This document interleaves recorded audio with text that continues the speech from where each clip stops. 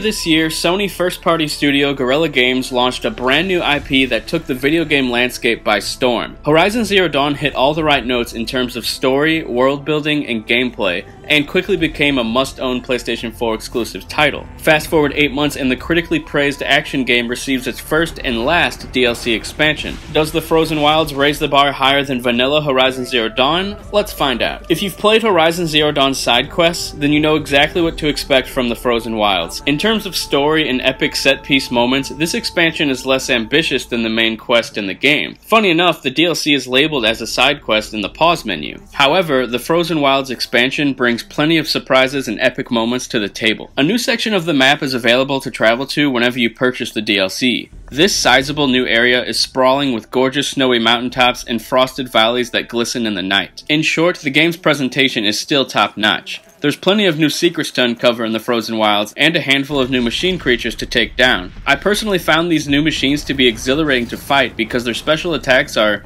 well, badass. To me, the new monsters seem much more thoughtfully crafted in comparison to the creatures in the vanilla game. The fire-breathing Scorcher, for example, it has a bunch of fire-based attacks that you have to observe and strategically counter. Its movements and animal-like instincts are also fascinating to watch, as goes for other new machines featured in this expansion. I also loved the inclusion of the Legend of Zelda type puzzles deep within ancient ruins. They're the same type of connect all the dots puzzles throughout the game, but I thought they mixed up the pacing splendidly. Also, the environmental storytelling within these new ruins is fascinating to observe. I was reminded just how much Guerilla Games succeeded at bringing this world to life. I personally can never bring myself to talk too in-depth about story details. I believe games like Horizon Zero Dawn that are heavily story-driven are better experienced going in with a blank canvas. I will say though, the Frozen Wilds tells gripping and emotional stories that I definitely didn't expect when jumping in. Things are on a smaller scale this time. You're not aiming to save the world, but rather experiencing more scaled-down personal stories. I enjoyed the change of pace, but was slightly disappointed at the lack of connection this DLC has to the main game. The expansion offers around 15 hours of additional content. There's a slew of side quests and errands that are fun to complete. Basically, if you enjoyed all the side things to do in the main game, you'll love the Frozen Wilds. It's mostly busy work, but that's not a bad thing because this is some of the best gameplay I've experienced this year. The North is a vast and wonderful new area to explore, and my personal new favorite section of the map. The Frozen Wilds is more of what I loved in Horizon Zero Dawn.